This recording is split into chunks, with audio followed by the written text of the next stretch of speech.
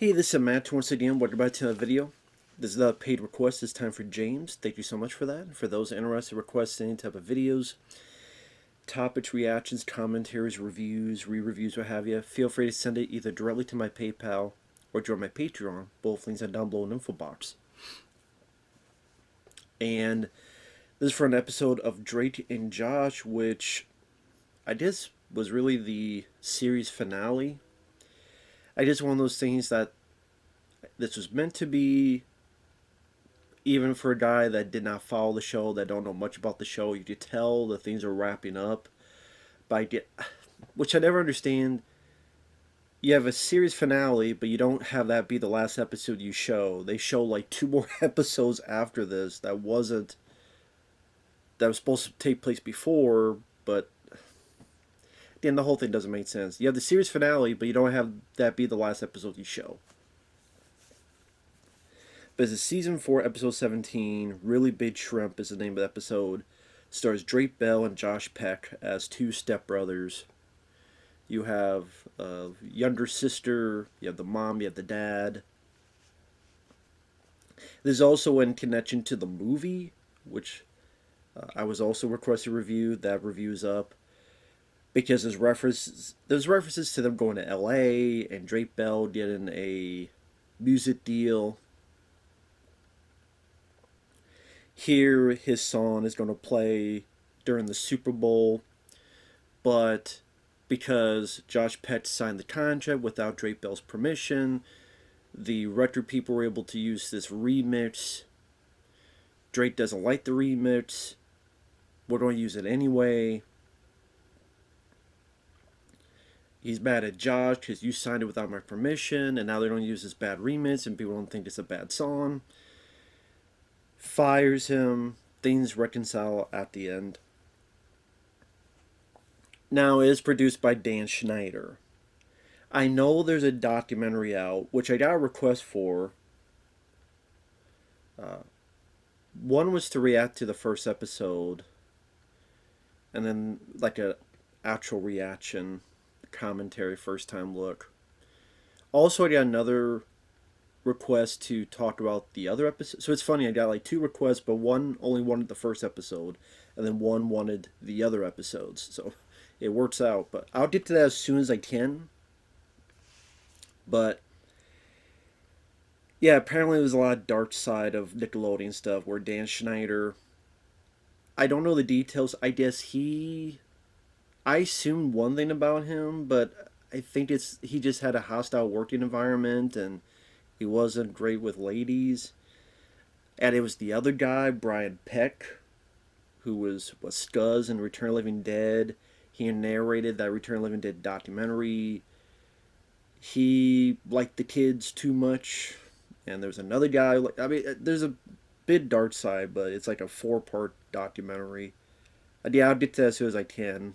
Just have a lot of requests to get to. Thanks to you guys.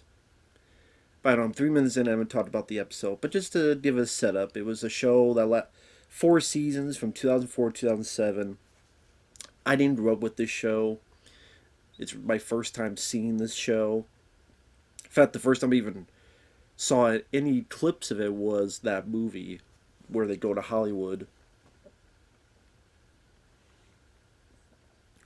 Because growing up, we didn't have Nickelodeon on cable. We didn't really have cable growing up. We had CBS and ABC and PBS. The few bits of Nickelodeon I saw was my aunt sending us tapes. But they had maybe a few episodes of Ren and Stimpy, a few episodes of Doug.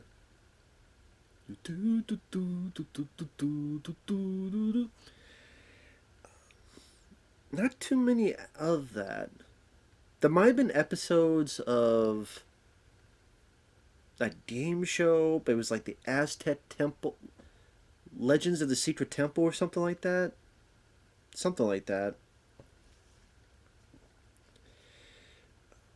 Or Secrets of the Hidden Temple? I can't remember. Secrets of the Hidden Temple? Maybe it was called that. It was one of those. But not too much after that. And, I mean, the comedy is very not subtle. It's very big. It's very broad. people's reactions are very broad, very over the top. If you feel like offended, they have to have like, it's... So as a guy who's 40, who's looking at this now, who has no nostalgia, it's like, okay, I mean, this was meant more for kids, but I'm not a kid. But I mean, the very first scene is Josh Peck works at a movie theater. He ate someone's enchilada, and the guy who definitely has some issues, he probably would type of character that would probably go to jail in about for like 5 to 10 years. You ate my enchilada, and Josh's like, there was no note. Actually, you know what? I can't be mad at you. It's not time to be mad at you. Then like a few minutes like, it's time to be mad at you. And Josh Peck's like, oh my god, no. It's like, okay. So after that whole event, some guy from LA is coming to meet Drake about his song. This bit's in the movie theater. There's this boss who's going to get married, and you tell that she likes Drake, but she's not a big fan of Josh, who works there. Drake doesn't work there, but Josh. There's this corn dog rotisserie argument about that. When you watch shows like this, or even like Saved by the Bell, you can tell that they're in an alternate reality. I mean, you're not supposed to be taking it that seriously. I never heard of one person deciding to break out in song in a movie theater lobby, just have a guitar and just play a song in the lobby, and people at the movie theater going. I'm like, most people would pass by and be like, okay, I'm gonna be late for my movie. I pay for my ticket. I ain't gonna be late for this movie. Or they're gonna be like, shut the hell up! I'm trying to watch the movie and your music, your song's playing. I didn't pay a ticket to listen to you sing. I'm in the movie theater to hear you sing. Shut up! You know, reality that's what would happen. But he's in the movie theater lobby singing a song. Sally, on a for what I know about that documentary, Drake Bell was groomed. I think it was by Brian Peck.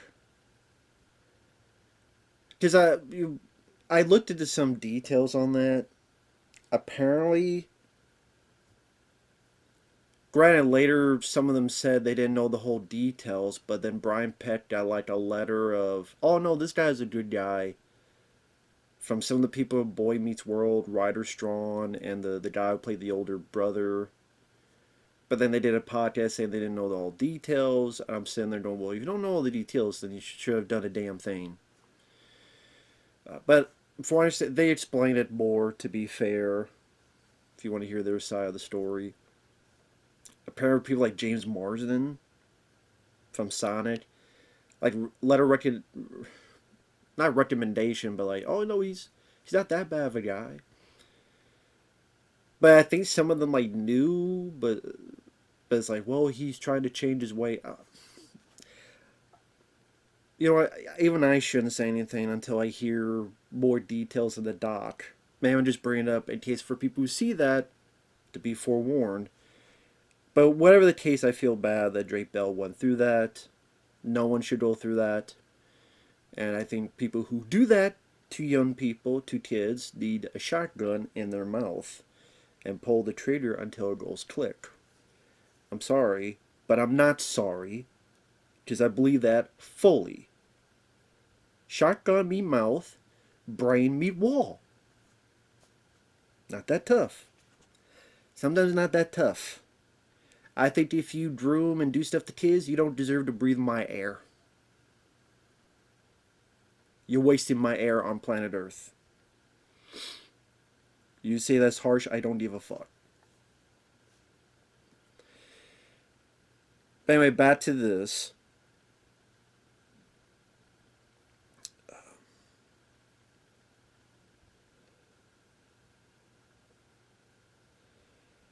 Dre's sister is eating.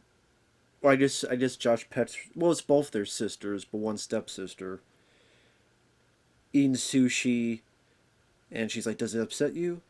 Yeah. Then yes, I am doing it. The girl is getting married. She needs a place for her grandma to stay, and she's like just a total wanker. Where's the bathroom? Why don't you do this? Why don't you do that? I bet. How about some fist in your face if you don't shut up?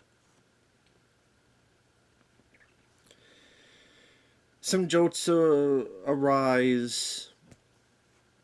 I know I'm doing such a piss poor job explaining this. Bear with me, man. Because it's like, it's meant for kids. I wasn't really into it, but it wasn't really meant for me as an audience member. So it's like, can I really be mad at something that wasn't meant for me in the first place? But at the same time, I remember liking cartoons like Doug and Ren and Stimpy and Ninja Turtles back in the day and all that other stuff.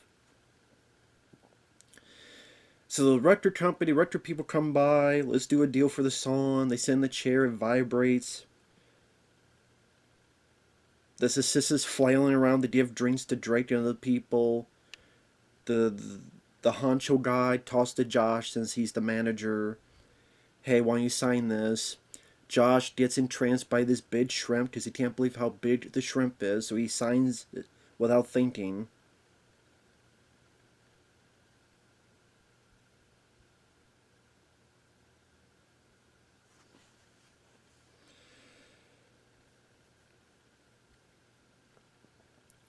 Meanwhile, someone's going to get a promotion at the movie theater, and Helen, before she gets married, she's going to tell who's going to take over her manager position when she's gone.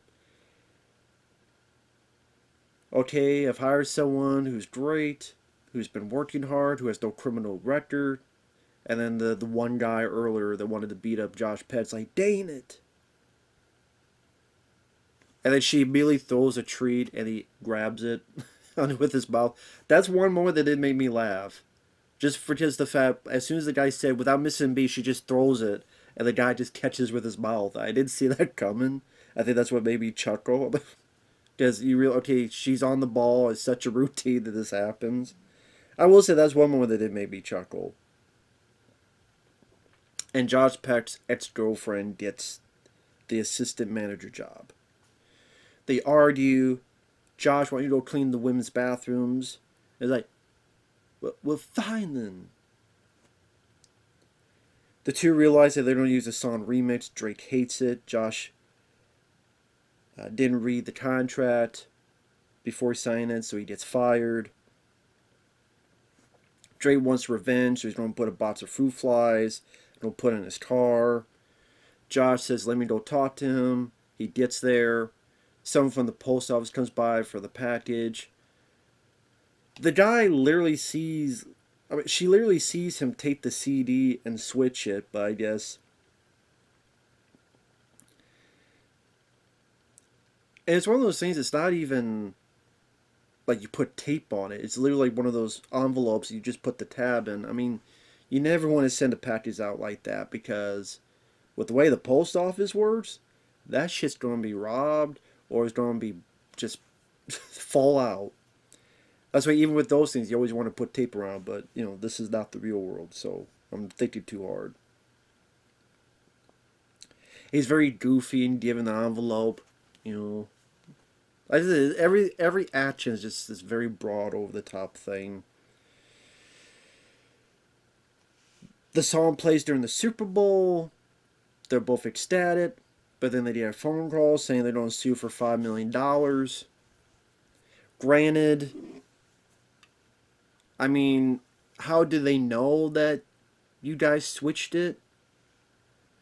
You would think they would have blamed the post office, and then you try to contact the post office. They're not going to tell you who picked up who, what, when, where. So, again, how do they know that it got switched and you guys switched it?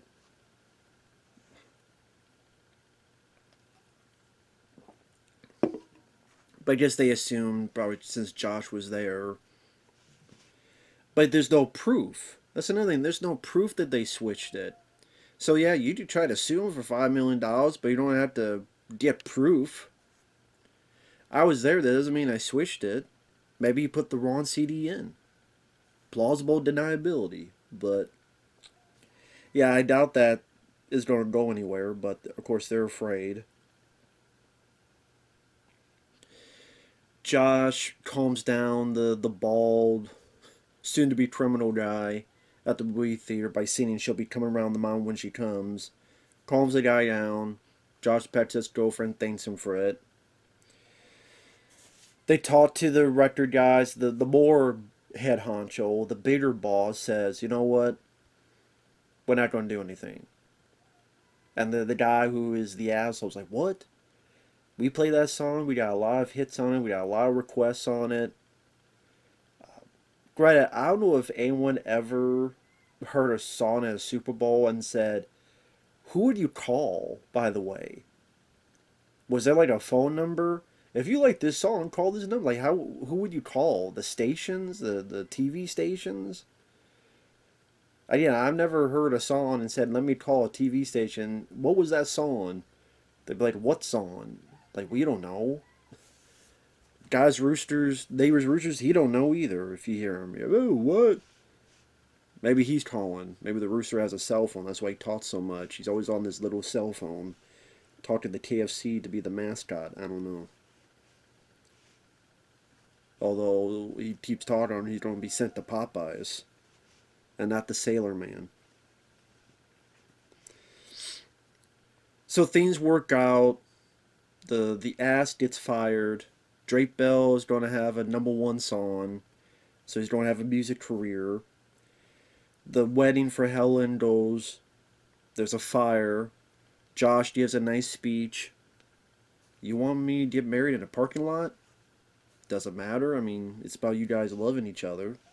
So they get married in the parking lot. And like I said, you tell, even for a guy that didn't know anything about the show, because Josh Peck and his girlfriend get back together. Drake is going to have a successful music career. This character that I'm sure was in a lot of the show gets married. And then, like, the last bit is them fighting over a shrimp. And then it cuts to, I don't know if this was the first episode or just somewhere in the first season. Because you tell that these two are a lot younger and Josh Peck is a lot bigger. Because when the show started, Josh Peck was fairly overweight. Throughout the years, he's lost quite a bit of weight.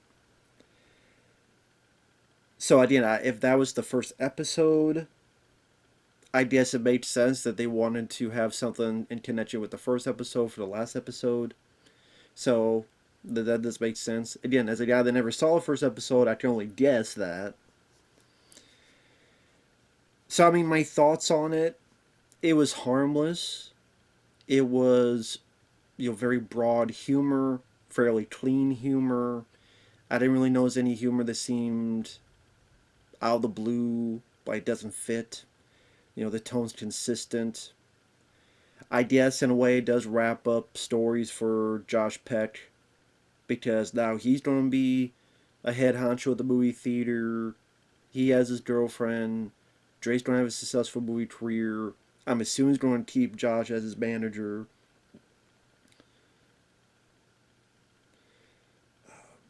Not really. I mean, the sister doesn't really get much to do. Production quality, I mean, just like any other this kind of kids sitcom, kind of like Saved by the Bell, that type of production quality. Drake and Josh play the roles as broad as they were told to do.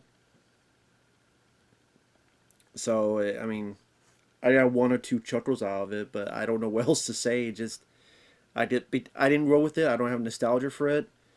But I guess if you liked it, you liked it, and there's nothing wrong with that. It is what it is. But you know, but was it like this? Oh, I was suffering through it and such. No, I say it's overall harmless. But with that said, thanks for watching. We'll see you guys later. Bye bye.